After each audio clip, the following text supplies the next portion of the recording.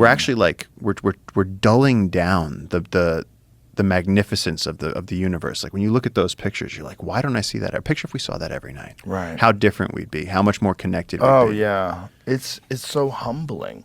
I feel like there's a thing about mountain communities, ocean communities, where you're confronted with nature that's on such a scale of beauty and magnificence that you're overwhelmed by it, and you're automatically humbled just by your environment and your surroundings. There's the same thing about oceans. Like you look out into the ocean, it's so humbling because it's so immense and there's so much power and energy and life. It's just like, wow, it just puts you in your place. And the sky is supposed to do that too. Yeah. There's a relationship that we have to the cosmos when you look up that is like, okay, yeah, this is the real mystery of life and of existence, that we fly through infinity on an organic spaceship every day. And that's what's really going on. It's not stationary. It's literally spiraling through the universe. And that exact sort of wonder is what I feel when I wake up in the jungle and you dip your hands in and you drink the river. And then in the afternoon, you literally watch your sweat come off your forehead. You hold your hand in the sunlight and watch it go into the air and join the mist from the jungle.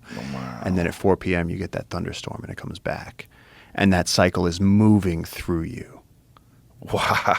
And it's like you are so connected to nature there. It's so apparent that like you can't not be in absolute awe. And like you see this, and again, we're out there, we see the stars at night like that, where it's like you can see the Milky Way. It's a belt across the sky. And there are these animals and these consciousnesses moving, and it's all working together in this giant orchestra of the most complex life that's ever existed. And it's like you start to, like when you come home, then when you go back to a city, you go, what you guys are really missing out. Like you feel so connected and locked in, and you sort of, like you said, it puts you in your place. It reminds you that how insane this reality is. Yeah. And that we're on this planet that we are so incredibly connected to. And then you start to understand what happens when people get removed from that and how far off perception can go. Because when you're not, what the jungle does is it brings you back to those chemical, physical truths. It like removes the cataracts of society from your eyes so that you're confronted with whether or not the river's rising, whether or not, the sun is going to be, when we're on an expedition, it's like it rains for 6 hours and we freeze. You can get hypothermia. Then the sun comes out, but the boat keeps moving. And it's like, well, now your skin is peeling off. And it doesn't matter what you believe in or who you are. It's like we all have to deal with the same reality. We got to survive. And that's where I feel good. That's the rules of the game are the same. There's no debating it. It's like we all have to deal with the facts that nature is putting forward for us. And it's like the world makes a lot of sense when you're out in the wilderness, the real wilderness. That's what people say that live like a subsistence lifestyle. They say there's something about it that deeply resonates with being a human being. There's a famous Vice series that we have referenced on this show a bunch of times. It's called The Vice Guide to Travel, and they went to visit this guy. I want to say his name right. I think it's Heinmo Court, and he lives like way, way, way up in Alaska.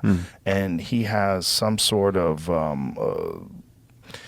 they gave him some sort of permission a long time ago to hold this cabin in this particular area, but he's literally like the last one to be able to do that.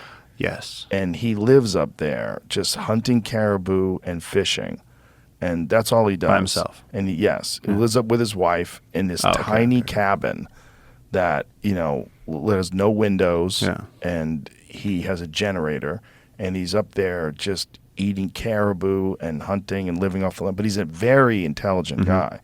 And when he talks about it, it's a really fascinating series because this is back when Vice used to do like really cool stuff. Back when Vice was edgy. Yeah, where they were real. Yeah. They were really doing cool stuff. And this guy fucking flew out there on a bush plane and hung out with this guy for like a week when their camp got attacked by grizzly. Jeez. He had to shoot this grizzly because the grizzly was coming in to raid the camp. And like, so it's the middle of the night. He's chasing this guy with a camera, and the guy's like firing a shotgun at a grizzly.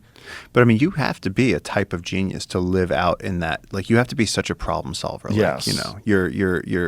You have to be able to build your house. You have to be able to do irrigation. You have to be able to. I mean, just in the jungle, it's like the problems you have to.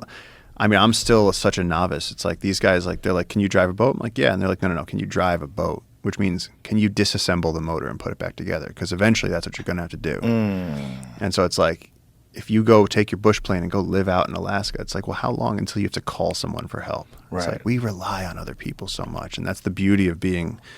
You get so humbled being out in nature because you go, my God, doing anything is impossible. Even like making fire, everyone goes, oh, I'm going to use a bow drill method, and it's like, all right, cool. What are you going to use? And they're like, oh, this piece of paracord and this stick, and I'm going to carve it. And I'm like, whoa, whoa, whoa, whoa, whoa.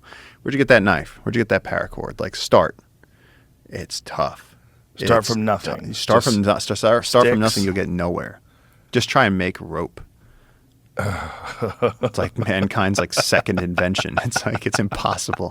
Just sit out in nature sometime. Just go sit out in nature and be like, I'm going to make rope, like functional rope, enough that I can carry, something.